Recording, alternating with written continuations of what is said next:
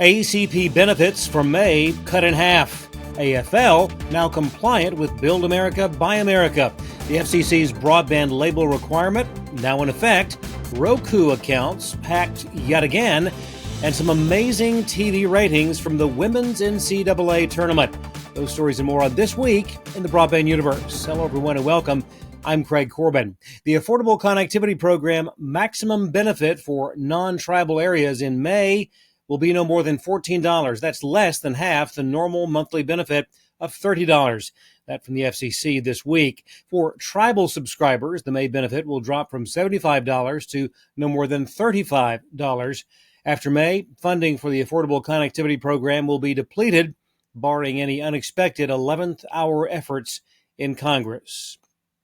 Another manufacturer now compliant with Build America, Buy America requirements. Fiber optic cabling vendor AFL has announced plans to invest $50 million to expand fiber optic manufacturing operations in South Carolina.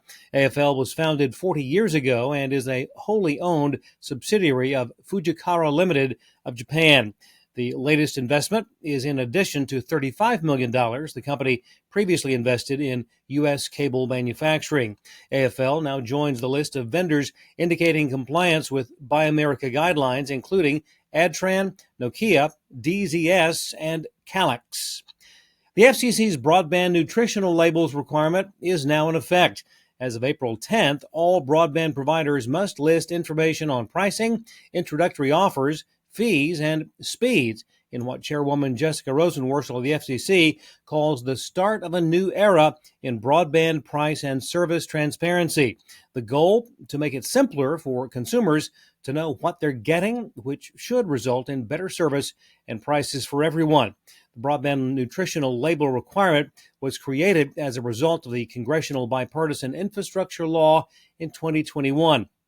One additional target for the requirement: by October 10th of this year, providers will have to make the labels machine readable so that third parties can more easily collect and aggregate data for the purpose of creating comparison shopping tools for consumers. Television affiliate groups representing the four major broadcast networks have asked the FCC to reclassify multi-channel video programming distributors like YouTube TV so that they are subject to the same rules for retransmission consent negotiations as traditional pay TV, cable, satellite, and telco providers. At present, vMVPDs are not subject to those rules, and retrans negotiations are handled by networks and major media companies. If the MVPDs are reclassified as pay TV operators, then station groups would handle those deals, bringing a substantial increase in revenue. DirecTV pushing back on the FCC's new all-in pricing order, saying that the commission is relying on a faulty interpretation of Section 335 of the Communications Act in a quest for banning pay TV junk fees.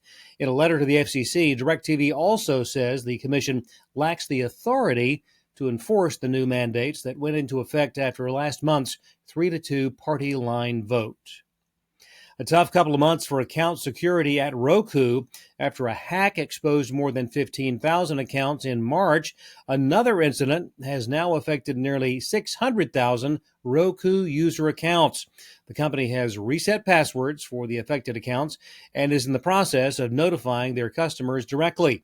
Roku has refunded or reversed charges made by malicious actors who made nearly 400 unauthorized purchases of streaming services and or Roku hardware products using payment methods stored in the hacked accounts.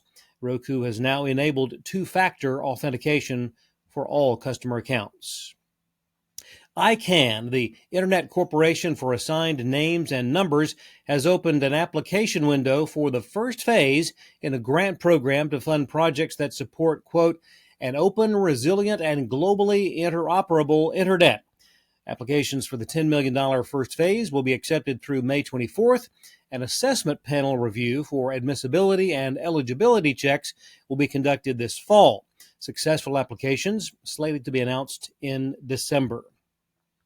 And finally, most sports observers were aware that the Women's NCAA Championship was going to be must-see TV, but it wound up being even bigger than expected.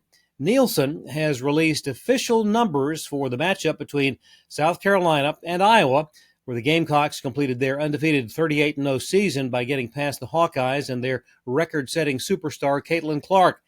18.9 million viewers. That's the largest basketball TV audience, men's NCAA and NBA included, since 2019. It's the largest audience in history for any women's basketball game and broke the record that was only 1 week old from Iowa's semifinal victory over defending champion LSU. How about that? Well, thanks for watching. We'll see you next time on This Week in the Broadband Universe.